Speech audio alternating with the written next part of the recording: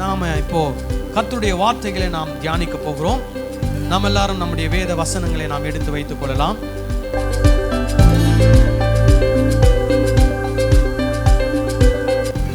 நம்ம ஒரு சில வாரங்களாக நம்ம என்ன பார்த்து கொண்டு வருகிறோம் அப்படின்னா, கிறிஸ்தவ சமுதாயத்திலே அல்லது கிறிஸ்தவ போதனைகளிலே ஒரு சில வசனங்களை ஜனங்கள் தவறாக என்ன பண்ணி கொண்டிருக்கிறாங்க, புரிந்து கொண்டிருக்கிறார்கள். அதாவது போதகர்கள் தவறாக புரிந்து கொள்கிறதுனால திருச்சபை மக்களுக்கு தவறாக என்ன பண்றாங்க, கற்றுக் கொடுக்குறாங்க. அப்போ திருச்சபை மக்களும் என்ன நினைக்கிறாங்கன்னா, இதுதான் இந்த வசனத்தினுடைய அர்த்தம், இதுதான் இந்த வசனத்தினுடைய விளக்கம் அப்படின்னு சொல்லிட்டு சில தவறுதலாக சில வசனங்களுடைய அர்த்தங்களை என்ன பண்ணியிருக்கிறாங்க, புரிந்து வைத்திருக்கிறாங்க. இப்போ நம்ம கிறிஸ்தவத்தில் நம்ம சொல்லியிருக்கிறோம் என்னன்னா, அக்கினி அபிஷேகம் அப்படின்ற ஒரு வார்த்தை என்ன பண்ணல, கிறிஸ்தவத்தில் கிடையாது. ஆனால் நிறைய பெந்தேகோஸ்தே திருச்சபைகளில், நிறைய இண்டிபெண்டன்ட் திருச்சபையில் என்ன ஜெபம் பண்ணுறாங்கன்னா, ஆண்டவரே அக்கினி அபிஷேகத்தை எங்களுக்கு என்ன பண்ணும், தாரும், அக்கினியை ஊற்றும், அக்கினி அபிஷேகத்தினால எங்களை என்ன பண்ணும், நிரப்பும் அப்படின்லாம் ஜெபம் பண்ணுறாங்க. ஆனால் பைபிளில் என்ன போட்டிருக்குது அப்படின்னா, அக்கினியினால் ஞானஸ்நானம் என்ற ஒரு வார்த்தை தான் என்ன பண்ணப்பட்டிருக்குது, போடப்பட்டிருக்கிறது. பரிசுத்த ஆவியினால் ஞானஸ்நானம், அக்கினியினால் ஞானஸ்நானம் என்ற வார்த்தை சொல்லப்பட்டிருக்கிறது. இப்போ நம்ம ஏற்கனவே அதை குறித்து பார்த்துருக்கிறோம்.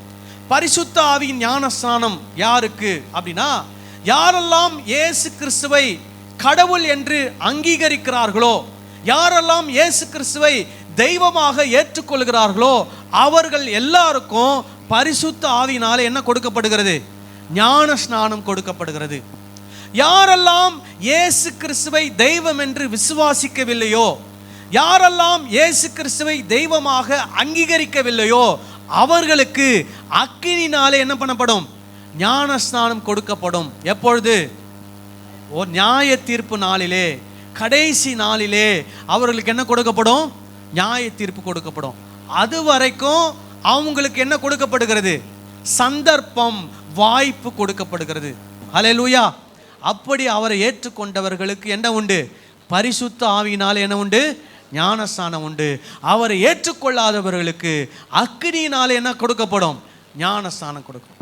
அதுக்கப்புறம் இன்னொரு வசனத்தை பார்த்தோம். இயேசு கிறிஸ்து ஞானஸ்நானம் எடுத்த பின்பு பரிசுத்த ஆவியினாலே எங்கே கொண்டு போகப்பட்டார், வனாந்திரத்துக்கு கொண்டு போகப்பட்டார். எதற்காக, எதற்காக, பிசாசினால் சோதிக்கப்படுவதற்காக. ஹல்லேலூயா. இதை எப்படி சொல்லிட்டாங்க, அவர் எதற்கு வனாந்திரத்துக்கு போனார், உபவாசம் பண்ணுறதுக்காக போனான்னு சொல்லிட்டாங்க. ஆனால் நான் நிறைய வசன குறிப்புகள் உங்களுக்கு என்ன பண்ணேன், காண்பித்தேன். எல்லா வசன குறிப்புகளும் எதை சொல்லுகிறது, அவர் பிசாசினால் சோதிக்கப்படுவதற்காக என்ன பண்ணார், போனார். ஆனால் போன இடத்துல அவருக்கு 40 நாள் என்ன பண்ணுறது, சோதனை வந்தது. சோதனை வந்ததுனால அவர் ஒன்றும் புசியாது இருந்தார், ஒன்றும் சாப்பிடாம என்ன பண்ணார், இருந்தார் என்று சொல்லி வேத வசனம் சொல்லுகிறது. அதை குறித்து நாம் பார்த்தோம். இன்றைக்கு இன்னொரு ஒரு வசனத்தை குறித்து நாம் பார்க்க போகிறோம். எதோட கனெக்டட்னா, முதல்ல பார்த்தோம் இல்லையா, அதோட கனெக்டட் தான். என்னன்னா, கொஞ்ச நாளுக்கு முன்னாடி ஒரு வீடியோ, 2 வீடியோ பார்த்தேன். அதில் முதல் வீடியோ பார்த்து சொல்கிறேன் உங்களுக்கு.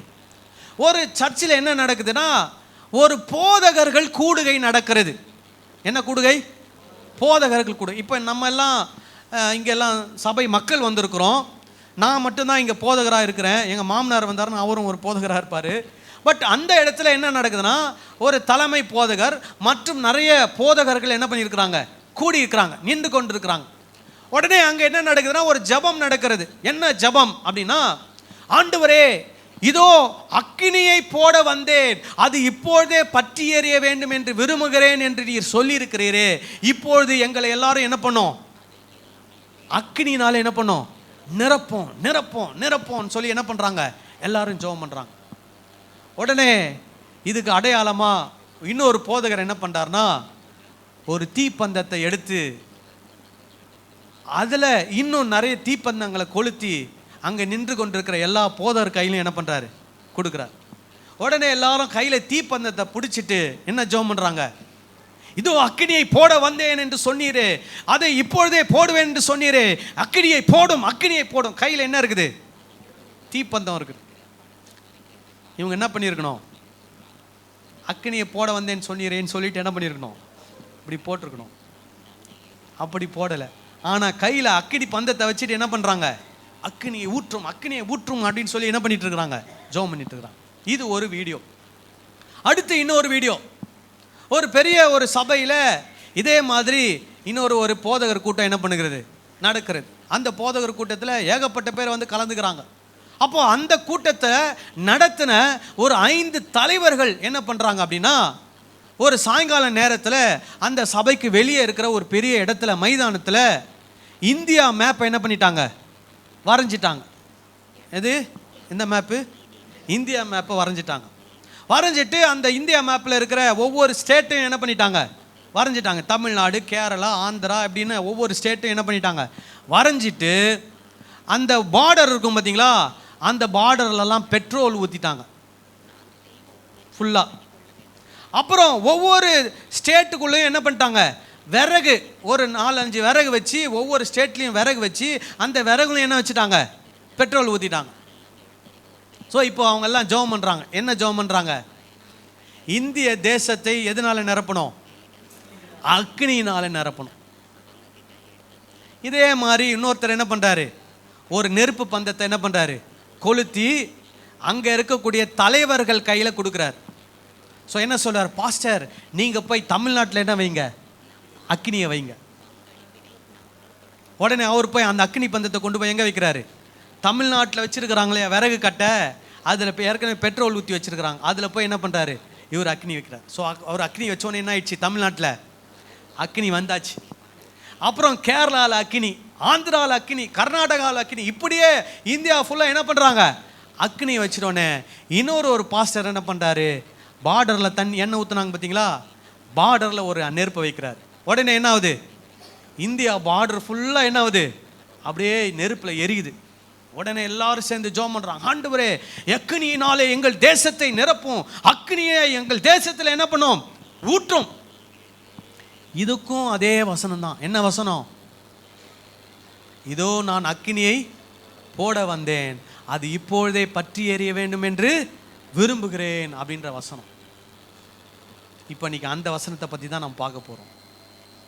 அந்த வசனத்தினுடைய உண்மையான அர்த்தம் என்னன்னா, அந்த வசனத்தை மட்டும் நீங்கள் எடுத்து வாசித்தீங்கன்னா நீங்கள் அதுக்கு என்ன அர்த்தம் வேணால் என்ன பண்ணலாம், வச்சுக்கலாம். ஆனால் அந்த வசனம் எந்த சூழ்நிலையில் சொல்லப்பட்டிருக்கிறது என்பதை வாசித்தால்தான் அந்த வசனத்துடைய அர்த்தத்தை நீங்கள் என்ன பண்ண முடியும், புரிந்து கொள்ள முடியும். சரிங்களா? அந்த வசனம் எங்கே இருக்குது, லூக்கா 12வது அதிகாரம் 49வது வசனத்தை வாசிப்போம். பூமியின் மேல் அக்கினியை போட வந்தேன், அது இப்பொழுதே பற்றி எரிய வேண்டும் என்று விரும்புகிறேன். இதை யார் சொல்றது, இயேசு கிறிஸ்து சொல்றார்.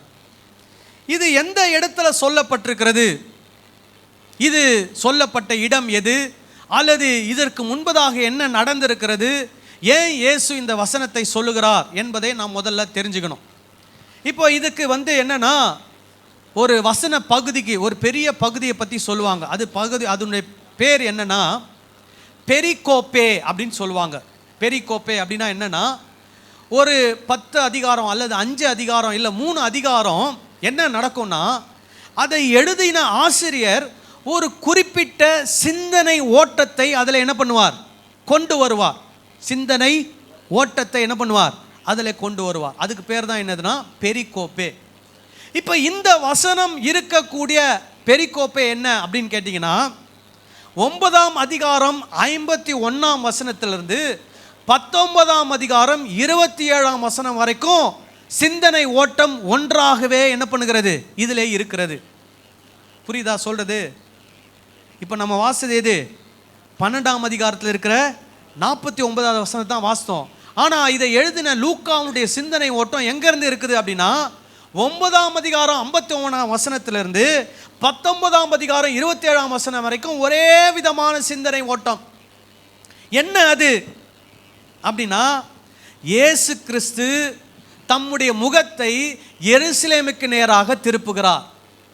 இப்போ இயேசு எங்கே போகிறாரு, ஊழியெல்லாம் செய்துட்டு இப்போ எங்கே போகிறாரு, எருசலேம் போகிறார். எதுக்கு எருசலேமுக்கு போகிறாரு, அங்கே தான் அவர் வாதிக்கப்பட்டு அடிக்கப்பட்டு என்ன பண்ணப்படணும்? சிலுவையிலே அறையப்பட வேண்டும், அவர் மரிக்க வேண்டும், அடக்கம் பண்ணப்பட வேண்டும், 3ஆம் நாள் அவர் உயிரோடு என்ன பண்ண வேண்டும்? எழுந்திருக்க வேண்டும். ஸோ இதை எங்கேருந்து ஆரம்பிக்கிறார் லூக்கா? 9ஆம் அதிகாரத்திலேருந்து என்ன பண்ணுறாரு? ஆரம்பிக்கிறார். இப்போ 9ஆம் அதிகாரத்திலேருந்து 19ஆம் அதிகாரம் வரைக்கும் என்னதான் நடக்குது? இயேசு எங்கே போயிட்டுருக்காரு? எருசலேம் போயிட்டுருக்கார். போகிற வழியில் இதுதான் சிந்தனை ஓட்டம். அப்போ போகிற வழியில் நிறைய விஷயங்கள் என்ன பண்ணுகிறது? ஒன்றன் பின் ஒன்றாக நடக்கிறது. என்னென்னலாம் நடக்குதுன்னு உங்களுக்கு சொல்கிறேன். முதல்ல என்ன நடக்குது? அவர் சமாரியாவுக்குள்ளே போகிறாரு. அங்கே சமாரியாவில் என்ன பண்ணுறாரு? ஊழியத்தை செய்கிறார். அதுக்கப்புறம் என்ன சொல்கிறாரு? தன்னை பின்பற்றுவது, அநேகர் தன்னை என்ன பண்ணுறாங்க? பின்பற்றாங்க. அப்போ அவர் சொல்கிறாரு, நீங்கள் என்னை பின்பற்றுவதற்கு நீங்கள் என்ன பண்ணணும்னா ஒரு பெரிய விலை கிரயம் நீங்கள் என்ன பண்ணணும்? செலுத்த வேண்டும். என்னை பின்பற்றுவது சாதாரண விஷயம் அல்ல அப்படின்னு அவங்களுக்கு சொல்கிறார். அதுக்கப்புறமா 72 பேரை என்ன பண்ணுறாருனா ஊழியத்துக்கு என்ன பண்ணுறாரு? அனுப்புகிறார். 72 பேரை அவர் ஊழியத்துக்கு என்ன பண்ணுறாரு? அனுப்புகிறார். அதுக்கப்புறமா என்ன நடக்குது? மார்த்தாள் மரியாளுடைய ஊருக்கு போய் அந்த இடத்துல அவங்க வீட்டில் உட்காந்து என்ன பண்ணுறாரு? போதிக்கிறார். அப்போ அங்கே என்ன நடக்குது? மரியாள் இயேசு கிறிஸ்துனுடைய பாதத்தில் உட்காந்து என்ன பண்ணுறாங்க? படிக்கிறாங்க. மார்த்தாள் இயேசுவுக்காக நிறைய வேலைகளை என்ன பண்ணுறாங்க? செய்கிறாங்க.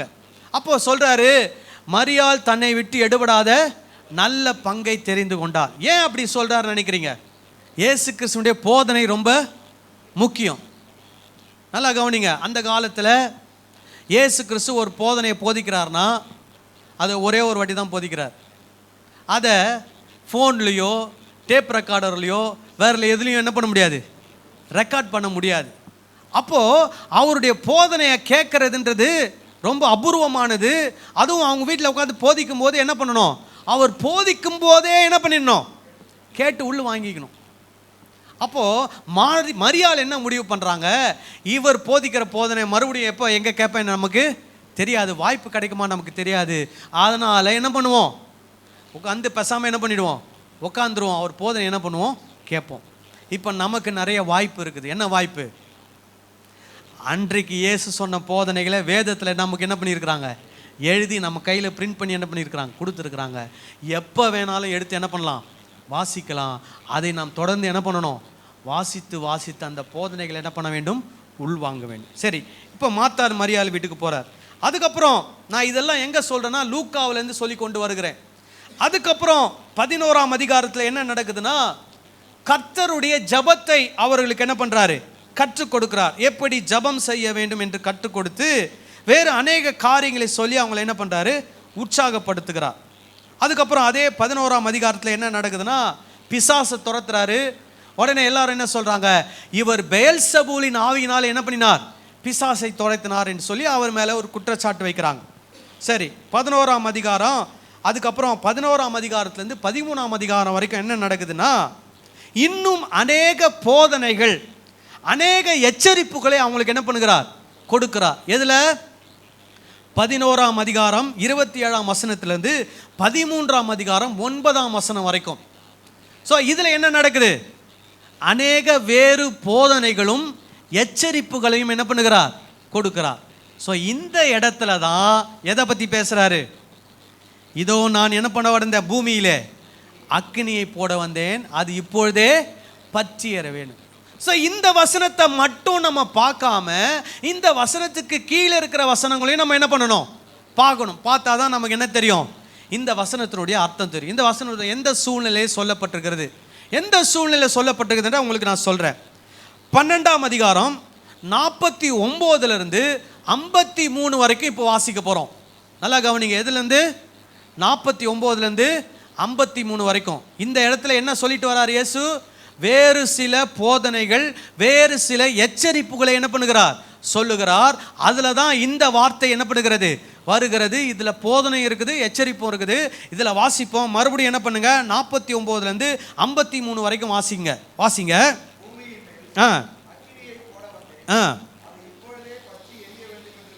ம் ம் ம் ம் ம் ம்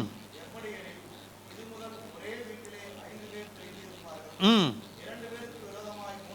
ம் ம் ம்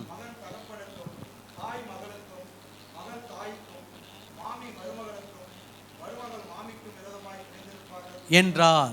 சரி, இப்போ இங்க என்ன சொல்றாரு? இதோ பூமியின் மேல் என்ன போட வந்தேன்? அக்கினியை போட வந்தேன், அது இப்பொழுதே பற்றி எறிய வேண்டும் என்று விரும்புகிறேன். அவருடைய விருப்பத்தை இங்க தெரிவிக்கிறார். என்ன விருப்பம்? அக்கினி என்ன பண்ணணும்? பற்றி எறியணும். சரியா? ஓகே. அப்புறம் சொல்றாரு, ஆகிலும் நான் முழுக வேண்டிய ஒரு ஸ்நானம் உண்டு, அது முடியும் அளவும் எவ்வளவோ என்ன பண்ணுகிறேன்? நெருக்கப்படுகிறேன். அவர் முழுக வேண்டிய ஸ்நானம் எதை குறிப்பிடுறாரு? அவருடைய சிலுவை மரணத்தை அவர் குறிப்பிடுகிறார். அப்போ இயேசு கிறிஸ்துவுடைய சிலுவை மரணம் நிகழ்ந்த உடனே இந்த பூமியின் மேலே என்ன போடப்படுவான்? அக்கினி போடப்படும். அது என்ன பண்ணும்? பற்றி எரிய ஆரம்பிக்கும். இப்போ இதோட சேர்ந்து இன்னொரு விஷயத்தையும் சம்பந்தப்படுத்துறார். என்ன சம்பந்தப்படுத்துறாரு? நான் பூமியின் மேல் சமாதானத்தை உண்டாக்க வந்தேன் என்று நினைக்கிறீர்களா? நம்ம எல்லாரும் இயேசுவை என்ன நினைச்சிருக்கிறோம்? சமாதான பிரபு. இயேசு என்ன பிரபு? சமாதான பிரபு. இயேசு யோவான்ல சொல்லியிருக்கிறாரு, என் சமாதானத்தை உங்களுக்கு என்ன பண்ணுகிறேன்? வைத்து போகிறேன். அந்த சமாதானத்தை ஒருவனும் உங்களிடத்துல இருந்து என்ன பண்ண முடியாது? எடுக்க முடியாது. இப்படிலாம் சொல்லியிருக்கிறாரு. ஆனா இங்க என்ன சொல்றாரு? நான் பூமியிலே சமாதானத்தை உண்டாக்க வந்தேன் என்று நினைக்கிறீர்களா? சமாதானத்தை அல்ல, பிரிவினையையே என்ன பண்ண வந்தேன்? உண்டாக்க வந்தேன். பாருங்க, பிரிவினையை உண்டாக்க வந்தேன், அக்கினியை போட்டு ஊற்ற வந்தேன். இது ரெண்டுமே என்னதான்? ஒண்ணுதான். இப்போ ஒரு காட்டுல அக்கினி தீ பற்றி எரியுதுன்னா அங்கே ரெண்டு விதமான நிலம் இருக்கும். என்ன நிலம்? ஒன்று ஏற்கனவே எரிந்து சாம்பலான ஒரு நிலம், இன்னொன்று என்ன? இன்னும் எரியாமல் இருக்கக்கூடிய ஒரு நிலம். புரியுதா? அப்போ அந்த அக்கினி என்ன பண்ணுது? இரண்டு நிலத்திற்கான வித்தியாசத்தை என்ன பண்ணுகிறது? காண்பிக்கிறது. பிரிவினை என்ன பண்ணுகிறது? ஏற்படுத்துகிறது. சொல்றது புரியுதா? அக்கினி அந்த இடத்துல எதை கொண்டு வருகிறது? பிரிவினையை கொண்டு வருகிறது. அதே போல இயேசு சொல்லுகிறார், நான் சமாதானத்தை உண்டு பண்ண வரவில்லை, நான் எதை பண்ண வந்தேன்?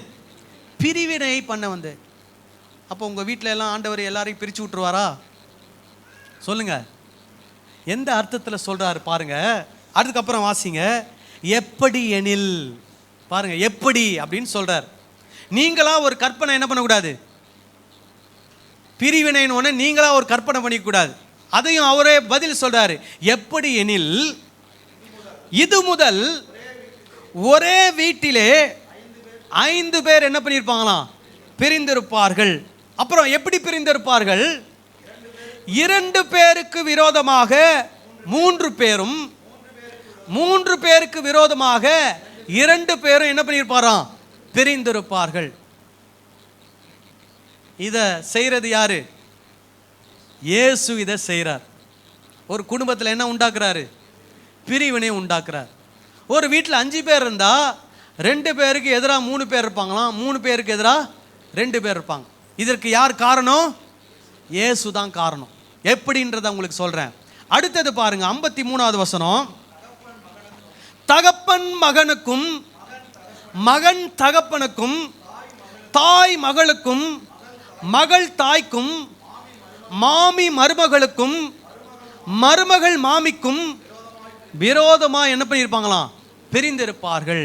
இந்த பிரிவினை ஏற்படுத்தினது யார் தான்? இயேசு தான். எப்படி தெரியுமா?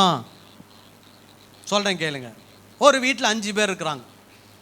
அந்த 5 பேர்ல 2 பேர் இயேசு கிறிஸ்துவை தெய்வமாக என்ன பண்ணிட்டாங்க? ஏற்றுக்கொண்டுட்டாங்க. மீதி 3 பேர் இயேசுவை என்ன பண்ணல?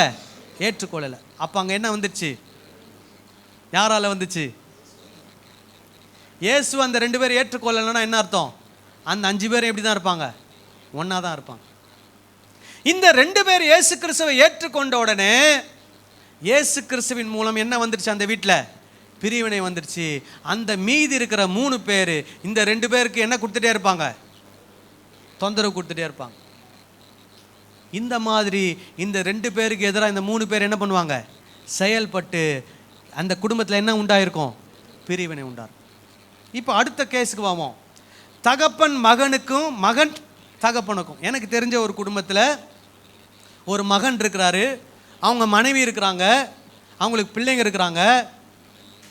அவர் இயேசுவை தெய்வமாக என்ன பண்ணுறாரு? ஏற்றுக்கொண்டிருக்கிறாரு. டெய்லி நைட்டு தூங்குறதுக்கு முன்னாடி பைபிள் படிக்காமல் என்ன பண்ண மாட்டார்? தூங்க மாட்டார். ஆனால் அவரால் சர்ச்சுக்கு வர முடியல.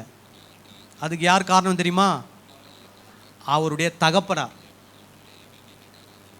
அவர் ஞாயிற்றுக்கிழமை வீட்டில் இல்லைன்னா உடனே அன்றைக்கி என்னது? பெரிய சண்டை. அவருடைய தகப்பனாருக்கு என்ன சந்தேகம்னா, ஞாயிற்றுக்கிழமை எங்கே போயிட்டான்? சர்ச்சுக்கு போயிட்டான். போயிட்டு வந்த உடனே சண்டை ஆரம்பிச்சிருவார். நான் செத்ததுக்கு அப்புறம் தான்டா நீ எங்கேனாலும் போனாலும் போகணுண்டா, நான் உயிரோடு வரைக்கும் நீ எங்கேயும் என்ன பண்ணக்கூடாது? போகக்கூடாது. இதுக்கு பயந்துக்கிட்டு அவர், அவருடைய மனைவி, அவருடைய பிள்ளைகள் சபைக்கு போகாமல் என்ன பண்ணிட்டு இருக்கிறாங்க? வாழ்ந்து கொண்டிருக்கிறாங்க. ஸோ இந்த இடத்துல யார் மகனுக்கு விரோதமாக இருக்கிறா? தகப்பன் மகனுக்கு. நிறைய வீடுகளில் அப்பா ரட்சிக்கப்பட்டுட்டார், ஆனால் பிள்ளைங்க என்ன பண்ண மாட்டேன்றாங்க? அப்பாவை சபைக்கு போகிறதுக்கு அனுமதிக்க மாட்டேன்றாங்க. எனக்கு தெரிஞ்ச சில குடும்பங்களில் மருமகள் சபைக்கு போகணுன்னு ஆசையாக இருக்கிறாங்க, மாமியார் என்ன பண்ண மாட்டேன்றாங்க? விட மாட்டேன்றாங்க. சில வீட்டில் மாமியார் சபைக்கு போகணுன்னு ஆசைப்படுறாங்க, மருமக என்ன பண்ண மாட்டேன்றாங்க? விட மாட்டேன்றாங்க. புரியுதா? அதனால தான் இங்கே இயேசு சொல்கிறாரு, என்ன போட வந்தேன்? பூமியின் மேல் அக்கினியை போட வந்தேன். அது என்ன பண்ண வேண்டும்? இப்பொழுதே பற்றி எறிய வேண்டும் என்று விரும்புகிறேன். அப்படின்னா என்ன அர்த்தம்? என் நிமித்தம் ஒவ்வொரு குடும்பத்திலும் என்ன வரணும்? பிரிவினை வரணும். அப்படின்னா என்ன அர்த்தம்? ஒவ்வொரு குடும்பத்தில் இருக்கிறவங்களும் என்ன பண்ணணும்? ஏற்றுக்கொண்டு எனக்காக அவங்க என்ன பண்ணணும்? உண்மையான சீஷர்களாக என்ன பண்ண வேண்டும்? வாழ வேண்டும். என்னுடைய குடும்பத்தில் எடுத்துக்கிட்டிங்கன்னா, எங்கள் தாத்தா தான் முதல்ல அவருடைய குடும்பத்தில் ரட்சிக்கப்பட்டவர். இயேசு கிறிஸ்துவை கடவுளாக ஏற்றுக்கொண்டார். அவர் இயேசுவை கடவுளாக ஏற்றுக்கொண்ட உடனே அவருடைய குடும்பத்தார் அவரை வீட்டை விட்டு என்ன பண்ணிட்டாங்க? துரத்திட்டாங்க. அவர் எனக்கு சொத்தும் பெரிய பெரிய சொத்துக்கார். ஒரு 3-4 வருஷத்துக்கு முன்னாடி நான் எங்கள் சொந்த ஊருக்கு போனேன், எங்கள் தாத்தா ஊருக்கு போனேன். அவங்களுடைய குடும்பத்தாரை கண்டுபிடிச்சி அந்த குடும்பத்துக்கிட்ட போய் நான் பேசினேன். எல்லாம் பயப்படுறாங்க.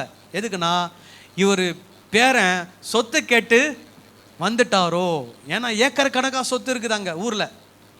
அதெல்லாம் வேணான்னு சொல்லிட்டு எனக்கு யார் தான் வேணும்? இயேசு தான் வேணும்னு சொல்லி உதறி தள்ளிட்டு வந்தவரே எங்கள் தாத்தா. அப்போ அந்த குடும்பத்தில் அப்போவே என்ன வந்துடுச்சு? பிரிவினை வந்துடுச்சு. இயேசு கிறிஸ்துவை ஏற்றுக்கொண்டவரை, இயேசு கிறிஸ்துவை ஏற்றுக்கொள்ளாதவர்கள் என்ன பண்ணிட்டாங்க? குடும்பத்தை விட்டு, ஊரை விட்டு என்ன பண்ணிட்டாங்க? ஒதுக்கி வச்சுட்டாங்க. அதுபோல நம்முடைய வாழ்க்கையிலும் நடக்கலாம். நீங்க ஒருவேளை இயேசு கிறிஸ்துவை விசுவாசிப்பதனால், ஏற்றுக்கொண்டதனால் உங்களுடைய குடும்பத்தில் என்ன வரலாம்? பிரிவினைகள் வரலாம்.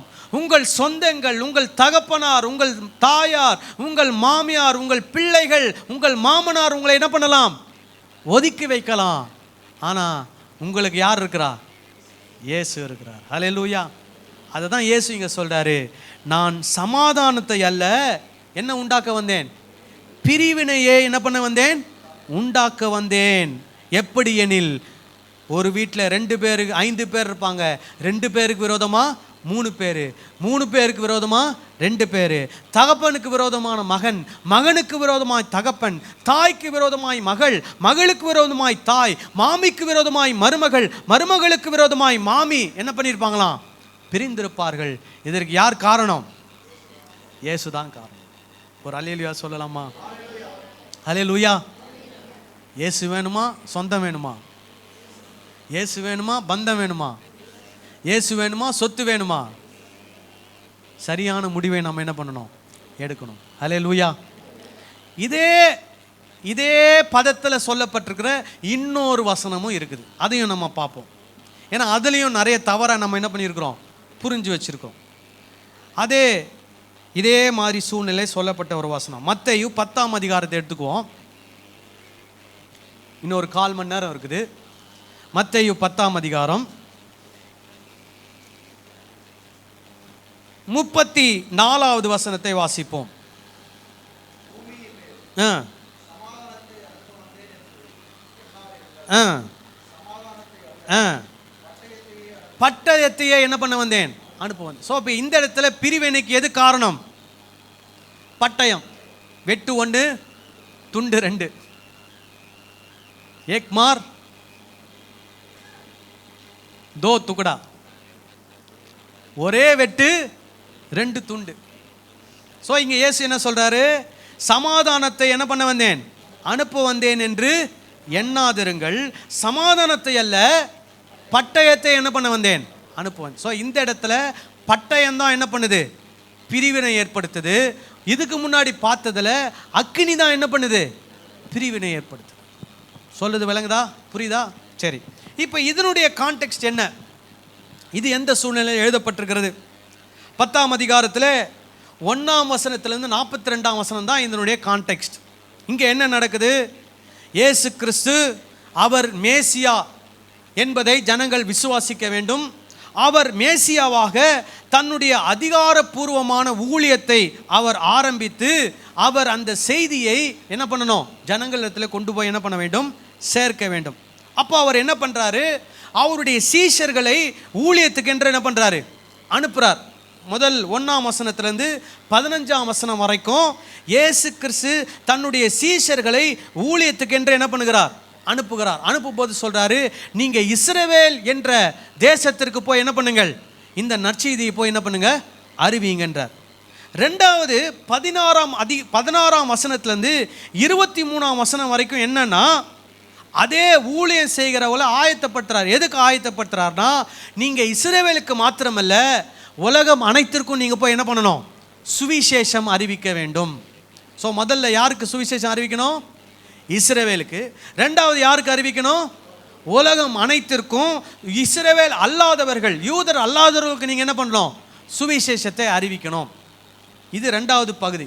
மூணாவது பகுதி என்னது, 24ஆவது வசனத்திலிருந்து 42ஆவது வசனம் வரைக்கும். இதில் என்ன அப்படின்னா, சுவிசேஷத்தை அறிவிக்கிற நீங்கள், ஊழியம் செய்யக்கூடிய நீங்கள், உங்களுடைய குணாதிசயம் எப்படி இருக்க வேண்டும்? What are the characteristics of the disciples of Jesus who wants to do the mission? தேவ ஊழியத்தை செய்யக்கூடிய தேவ சீஷர்கள், அவர்களுடைய தகுதிகள், அவருடைய நற்குணங்கள், அவருடைய கேரக்டரிஸ்டிக்ஸ் எப்படி இருக்கணும் அப்படின்னு சொல்றார். எதில்? 24ஆவது வசனத்திலிருந்து 42ஆவது வசனம். அந்த வசன பகுதியில் தான் எது வருது, 32ஆவது வசனம் வருது. 32லேருந்து 39 தான் இந்த வசனத்தினுடைய சூழ்நிலை. இப்போ இதில் இந்த வசனத்தினுடைய அர்த்தத்தை புரிந்து கொள்ள போகிறோம். 32லேருந்து வாசிங்க.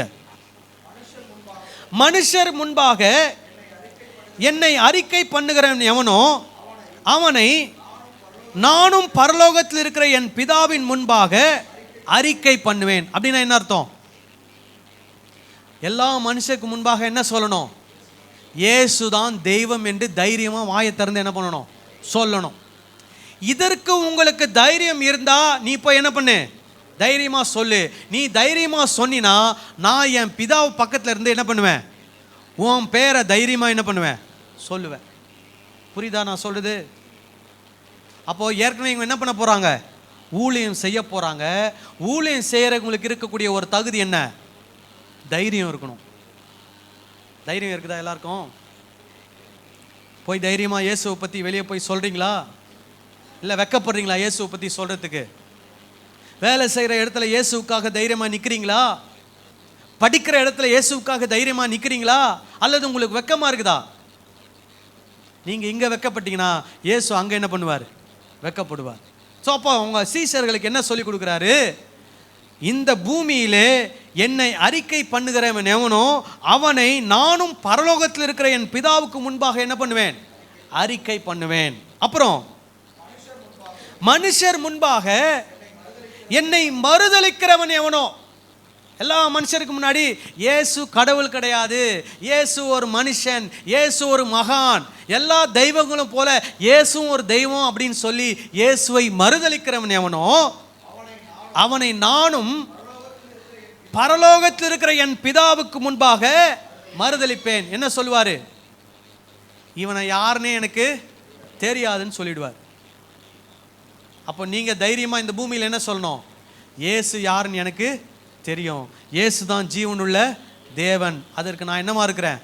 சாட்சியாக இருக்கிறேன் தைரியமாக சொல்லணும். அப்போ தைரியமாக இயேசு உங்களை பற்றி என்ன பண்ணுவார்? சாட்சி கொடுப்பார். ஸோ இந்த இடத்துல தான் என்ன சொல்கிறாரு? பூமியின் மேல் எண்ணாதிருங்கள், அனுப்ப வந்தேன். எப்படி எனில் மகனுக்கும் தகப்பனுக்கும், மகளுக்கும் தாய்க்கும், மருமகளுக்கும் மாமிக்கும் பிரிவினை உண்டாக்க வந்தேன். அப்புறம் ஒரு மனுஷனுக்கு சத்துருக்கள் அவன் வீட்டாரே. இப்போ இருங்க, ஏற்கனவே நம்ம பார்த்தது தான். ஏற்கனவே என்ன வருது சொல்லிட்டு வரார்? தகப்பனுக்கு விரோதமாக மகன், மகனுக்கு விரோதமாக தகப்பன், மகளுக்கு விரோதமாக தாய், தாய்க்கு விரோதமாக மகள், மாமிக்கு விரோதமாக மருமகள், மருமகளுக்கு விரோதமாக மாமி என்ன பண்ணியிருப்பாங்களாம்? பிரிந்திருப்பாங்க. ஏற்கனவே நம்ம பார்த்தது தான். இப்போ புதுசாக ஒன்று ஆட் பண்ணியிருக்கிறார். என்ன ஆட் பண்ணியிருக்கிறாரு? ஒரு மனுஷனுக்கு சத்துருக்கள் அவன் வீட்டாரே. இதை நல்லா நிறைய பேர் என்ன தெரியுமா புரிஞ்சு வச்சிருக்கிறாங்க? வீட்டாரே நமக்கு எதிராக என்ன பண்ணுவாங்க? ஏதோ தீமை என்ன பண்ணுவாங்க? செய்வாங்க. சில நேரத்தில் மனைவி ஏதாவது செஞ்சிட்டாங்கன்னா உடனே என்ன தெரியுமா சொல்லுவாங்க? கரெக்டாக பைபிளில் ஆண்டவர் என்ன பண்ணியிருக்கிறாரு? சொல்லி வச்சிருக்கிறாரு, உன் வீட்டாரே உனக்கு சத்துரு. ஐயோ, என் மனைவி தொல்லை எனக்கு தாங்கலை. புருஷன் ஏதாவது பண்ணிட்டாருன்னு வைங்க, உடனே இந்த வசனத்தை எடுத்து பிடிச்சிக்குவாங்க. என்னன்னு? என் புருஷன் என்னை போட்டு அடிக்கிறான், பைபிளில் சொல்லியிருக்குது, உன் வீட்டாரே உனக்கு சத்துரு. என் புருஷன்கிட்ட டெய்லி என்ன பண்ணுறேன்? அடி வாங்குறேன். ஏன் அடி வாங்குவாங்க தெரியுமா? சரியாக சமைச்சிருக்க மாட்டாங்க, சரியாக துணி துவைச்சிருக்க மாட்டாங்க, வெளியே ஓடுறேன், ஊழியத்துக்கு ஓடுறேன்னு சமைக்காமல் ஓடி இருப்பாங்க. வீட்டுக்கு வந்தோடனே என்ன வரும்? நல்லா தர்ம அடி வாங்குவாங்க. உடனே என்ன சொல்லுவாங்க? ஆண்டவருடைய வசனம் சொல்லுது, உன் வீட்டாரே உனக்கு சத்துரு. பாரு, நான் ஊழியத்துக்கு போயிட்டு வந்தேன், என் புருஷன் என்னை போட்டு என்ன பண்ணுறான்? அடின்னு அடிக்கிறான். ஏன் அடிக்கிறான்? வீட்டில் சோறு செய்யலை, சோறு ஆக்கலை, அதனால் அவர் கோவத்தில் பசியில் என்ன பண்ணுறாரு? சாத்துன்னு சாத்துறாரு. உடனே எந்த வசனத்தை சொல்ல வேண்டியது? ஒரு மனுஷனுக்கு சத்துருக்கள். அது இந்த வசனத்துடைய அர்த்தம் கிடையாது. எந்த கான்டெக்ஸ்டில் சொல்கிறாரு? பிரிந்திருக்கிறாங்க பார்த்தீங்களா? அப்போது அந்த தேவனை விசுவாசிக்கிற நபருக்கு அவங்க வீட்டில் இருக்கக்கூடிய தேவனை விசுவாசிக்காத நபர் என்னவா இருக்கிறாங்க? சத்துருக்களாக இருக்கிறாங்க. அவங்களும் விசுவாசிச்சுட்டாங்கன்னா அந்த வீட்டில் யாருக்கும் என்ன கிடையாது? சத்துரு கிடையாது. புரியுதா? ஒரு மனுஷனுக்கு சத்துருக்கள் அவன் வீட்டாரே அப்படின்னா என்ன அர்த்தம்? 5 பேர்ல 2 பேர் இயேசுவை என்ன பண்ணியிருக்கிறாங்க? ஏற்றுக்கொண்டிருக்கிறாங்க. அந்த 3 பேர் இயேசுவை என்ன பண்ணலை? ஏற்றுக்கொள்ளலை. அந்த 3 பேர் இயேசுவை ஏற்றுக்கொள்ளாத அதே வீட்டில் இருக்கிறவங்க இயேசுவை ஏற்றுக்கொண்டிருக்கிற அந்த 2 பேருக்கு என்னவா இருக்கிறாங்க? சத்துருவா இருக்கிறாங்க. புரிஞ்சிச்சா? இதுதான் இந்த வசனத்தினுடைய விளக்கம். தொடர்ந்து வாசிக்கலாமா? தகப்பனையாவது தாயையாவது என்னிலும் அதிகமாய் நேசிக்கிறவன் எனக்கு பாத்திரன் அல்ல. என்ன சொல்லிட்டாரு? இயேசுவை விட மேலா தகப்பனையோ தாயையோ என்ன பண்ணக்கூடாதான்? நேசிக்கக்கூடாது. என்ன சொல்லக்கூடாது? எங்கள் அம்மாவுக்கு அப்புறம் தான் இயேசு, எங்கள் அப்பாவுக்கு அப்புறம் தான் இயேசு அப்படின்னா என்ன பண்ணக்கூடாது? சொல்லக்கூடாது. முதல்ல யார்? இயேசு. அதுக்கப்புறம் தான் யார்? எங்கள் தகப்பன், என் தாய். முதல்ல இயேசு, அதுக்கப்புறம் தான் என் மனைவி, என் புருஷன். முதல்ல இயேசு, அதுக்கப்புறம் தான் என் பிள்ளைகள். முதல்ல இயேசு, அதுக்கப்புறம் தான் என் பெற்றோர். அந்த எண்ணம் நமக்கு என்ன பண்ணணும்? இருக்கணும். அதை தான் இங்கே சொல்கிறாரு. அப்புறம் வாசிங்க. என்னிலும் அதிகமாய் நேசிக்கிறவன் எனக்கு பாத்திரன் அல்ல. தன் சிலுவையை எடுத்துக்கொண்டு என்னை பின்பற்றாதவன் எனக்கு பாத்திரன் அல்ல. தன் ஜீவனை காக்கிறவன் அதை இழந்து போவான். என் நிமித்தம் தன் ஜீவனை இழந்து போகிறவன் அதை காப்பான். அப்போ என்ன சொல்ல வராரு? உன் சொந்தத்தை எனக்கு மேலா நீ என்ன பண்ணாத? வைக்காத. அதுக்கப்புறம் உன் உயிரை எனக்காக கொடுக்கறதுக்கு என்னவாரு? ஆயத்தமாரு. ஸோ இதுதான் என்னது? ஊழியத்துக்கு போகிற சீஷர்களுக்கு இருக்க வேண்டிய குணம். முதல்ல என்னவா இருக்கணும்? தைரியமாக இருக்கணும். ரெண்டாவது எப்படி இருக்கணும்? சொல்லுங்க. யார் மேலே அதிக அன்பு வச்சிருக்கணும்? இயேசு மேலே அதிக அன்பு. அதுக்கப்புறம் தான் மற்றவங்கெல்லாம். அப்புறம் மூணாவது என்ன சொல்கிறாரு? எனக்காக ஜீவனை கொடுப்பதற்கும் என்னவா இருக்கணும்? ஆயத்தமாக இருக்கணும்.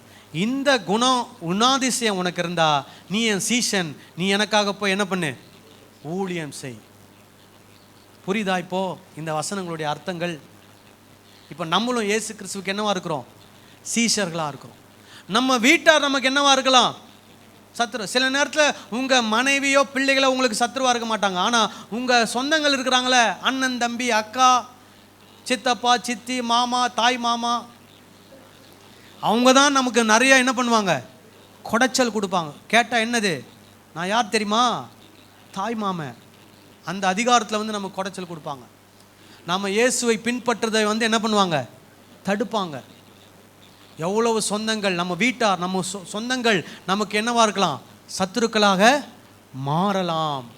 ஆனால் இயேசுவை அறிக்கையிடுவதில், சொந்தத்துக்கு முன்னாடி இயேசுவை அறிக்கையிடுவதில், இயேசுவுக்காக வாழ்வதில், இயேசுவுக்காக தைரியமாக உயிர் கொடுப்பதில் நாம் துணி உள்ளவர்களாக இருக்க வேண்டும். ராமேன் சொல்லலாமா? ஹல்லேலூயா. இன்னொரு வசனத்தை உங்களுக்கு நான் வாசிக்கிறேன். யோவான் 14:27 வாசிப்போம். சமாதானத்தை உங்களுக்கு என்ன பண்ணுகிறேன்? வைத்து போகிறேன். இது என்ன சமாதானம்? இயேசு நமக்கு கொடுக்குற சமாதானம். நம்ம உயிர் போனாலும் நம்ம அதை பற்றி என்ன பண்ண வேண்டியதில்லை, பயப்படவில்லை. சமாதானம். சொந்தக்காரங்க நம்ம கூட இல்லைனாலும் நம்ம அதை பற்றி என்ன பண்ண வேண்டியதில்லை, பயப்பட வேண்டியதில்லை. நமக்கு என்ன கொடுத்துருக்கிறார் ஆண்டவர்? சமாதானத்தை கொடுத்துருக்கிறார். என்ன சமாதானம்?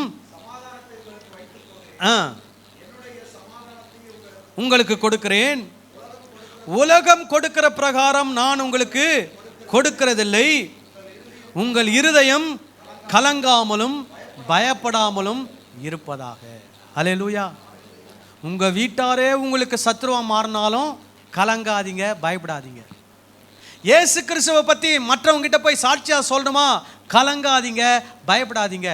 இயேசுவுக்காக உயிர் போகக்கூடிய ஒரு சூழ்நிலை வருதா? கலங்காதீங்க, பயப்படாதீங்க. உங்கள் உள்ளத்தில் இயேசு என்ன கொடுத்துருக்கிறாரு? சமாதானத்தை கொடுத்துருக்காரு. அதனுடைய அர்த்தம் என்ன? நீங்கள் உங்களுக்கு என்ன நடந்தாலும் நீங்கள் எங்கே இருப்பீங்க? நித்திய ராஜ்யத்திலே நித்திய ஜீவனை சுதந்தரித்துக் கொள்வீர்கள். ஹல்லேலூயா. இதை தான் இயேசு அந்த இடத்துல என்ன பண்ணுறாரு? அக்கினியை ஊற்ற வந்தேன்னா என்ன அது? அக்கினி அபிஷேகம், அக்கினி இந்தியாவில் அக்கினி, தமிழ்நாட்டில் அக்கினி, போதகருக்கு அக்கினி, அக்கினி பந்தம், அதெல்லாம் கிடையவே கிடையாது. உன் வீட்டாரே உனக்கு சத்துருன்னா என்ன அர்த்தம்? ஏதோ சின்ன சின்ன சண்டைக்கெல்லாம் என்ன பண்ணிடக்கூடாது, என் வீட்டார் சத்துருன்னு சொல்லிடக்கூடாது. நம்ம கிட்ட என்ன தப்பு இருக்குன்னு நம்ம நினைக்கணும். வீட்டார் சத்துருன்னு என்ன? ரட்சிக்கப்பட்டவர்களுக்கும் ரட்சிக்கப்படாதவர்களுக்குள்ள வித்தியாசம். அக்னினா என்ன? ரட்சிக்கப்பட்டவர்களுக்கும் ரட்சிக்கப்படாதவர்களுக்கும் இடையே இருக்கக்கூடிய பிரிவினை. பட்டயனா என்ன? ரட்சிக்கப்பட்டவர்களுக்கும் ரட்சிக்கப்படாமல் இருக்கிறவர்களுக்குள்ள பிரிவினை. இதெல்லாம் நம்ம வாழ்க்கையில வரும். ஆனா நம்ம இயேசுவுக்கு உண்மையான சீஷனா என்ன பண்ணணும்? வாழ வேண்டும். ஹல்லேலூயா. எல்லாரும் கண்களை மூடி ஜெபம் செய்யலாமா?